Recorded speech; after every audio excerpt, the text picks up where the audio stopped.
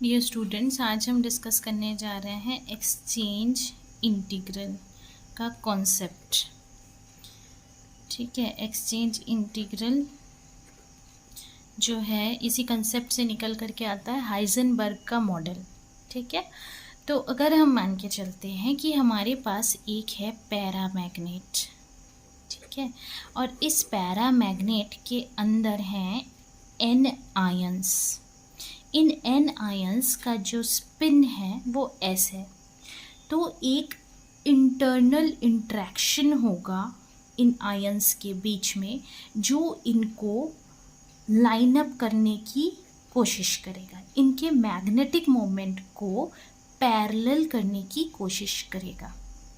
ठीक है, तो क्यों कोशिश करेगा? जब पैरेलल हो जाएंगे ना इनके मैग्नेटिक मोमेंट, तो हमारे को क्या मिलेगा? एक फेरोमैग्नेट मिलेगा, इसीलिए कोशिश करेगा। तो ये जो फील्ड है जो मैग्नेटिक मोमेंट को पैरेलल बनाने की कोशिश कर रहा है, इस फील्ड को हम लोग कहते हैं एक्सचेंज फील्ड। ठीक है, या इसको कहते हैं मॉलिक्यूलर फील्ड, या इसका तीसरा नाम है वेव्स फील्ड। 3 नाम से इस फील्ड को जाना जाता है।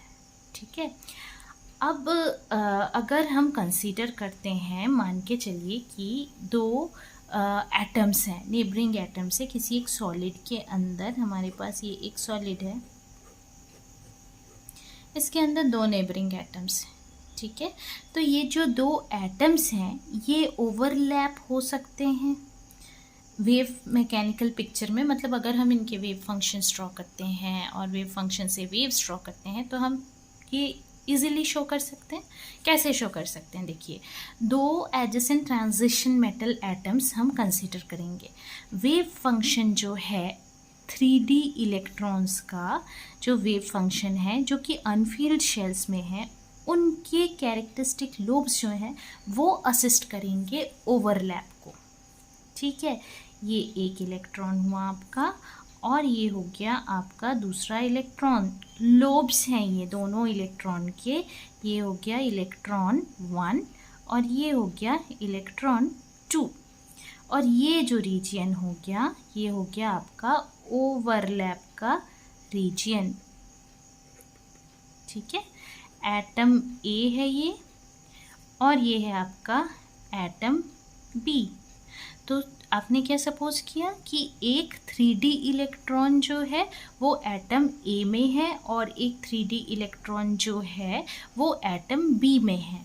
तो जो एनर्जी होगी इंटरैक्शन की वो किस पे डिपेंड करेगी? वो डिपेंड करेगी, ये 2 इलेक्ट्रॉन्स है ना, इनकी एनर्जी ऑफ इंटरैक्शन किस पे डिपेंड करेगी? ऑब्वियसली कूलम्ब फोर्सेस पे डिपेंड करेगी। ठीक है, ये तो बहुत छोटी क्लास में पढ़ा हुआ है। तो कूलम्ब फोर्सेस जो इनके चार्ज क्लाउड्स में हैं, ठीक है, उन पे डिपेंड करेगी। ठीक, और इसको हम एक्सप्रेस करते हैं कि इंटीग्रल के फॉर्म पे, जिसमें वेव फंक्शन होगा इलेक्ट्रॉन 1 और इलेक्ट्रॉन 2 दोनों का। लेकिन ये जो वेव फंक्शन होंगे, ये जो वेव फंक्शन होगा, इन वेव फंक्शन के साथ में हमको स्पिन को भी तो इंक्लूड करना है। तो जो एक्सप्रेशन होगी एनर्जी की, अब वेव फंक्शन आ गया, वेव से उसका स्पिन आ गया, तो उसकी एनर्जी की भी तो बात करनी है हमको। तो जो एक्सप्रेशन होगा एनर्जी का, उसमें कूलम्ब इफेक्ट तो रहेगा और साथ में स्पिन भी रहेगा। ये दोनों ही इफेक्ट आपस में रहेंगे, दोनों इफेक्ट ही उसमें वर्क करेंगे कहना चाहिए। तो इनको मिनिमाइज करने के लिए हमको कुछ रेस्ट्रिक्शन या कंडीशन लगाना होगा। कहने का सेंस ये है कि जो ये थ्योरी है ये बताती है कि एनर्जी हमको जो भी मिलेगी वो वेव फंक्शन के इंटरमिक्सिंग के वजह से मिलेगी। और उस एनर्जी को हम चाहे U से भी डिनोट कर सकते हैं या फिर हम EX ऐसा डिनोट कर सकते हैं, -2J IJ SI इस तरीके से हम लोग इसको लिख सकते हैं। जहाँ पे J जो है ये आपका है इंटीग्रल, वो इंटीग्रल जिसकी हम बात कर रहे थे, जिसमें वेव फंक्शन है इलेक्ट्रॉन का, इलेक्ट्रॉन का वेव फंक्शन है और साथ में पोटेंशियल भी है। और SI आपके क्या हो गए, ये वो तरीके हो गए हैं जिनमें ये जो वेव फंक्शन है ये कंबाइन हो सकते हैं। तो फेवर्ड सिचुएशन, अच्छा एक चीज़ और बता दें, ये जो है ना यही कहलाता है आपका हाइजेनबर्ग का मॉडल, ये जो इक्वेशन है। ठीक, अब बात आती है फेवर्ड सिचुएशन कौन सी होगी। फेवर्ड सिचुएशन हमेशा कौन सी होती है, जिसमें कि एनर्जी जो है वो कम होता है, लो होता है। ठीक है, तो J की वैल्यू जो इंटीग्रल था जिसमें वेव फंक्शन थे इलेक्ट्रॉन के और पोटेंशियल भी था, अगर उस J की वैल्यू पॉजिटिव हुई और स्पिन पैरेलल हुए तो फिर ये सिचुएशन जो है इससे हमारे को मिलेगा फेरोमैग्नेट।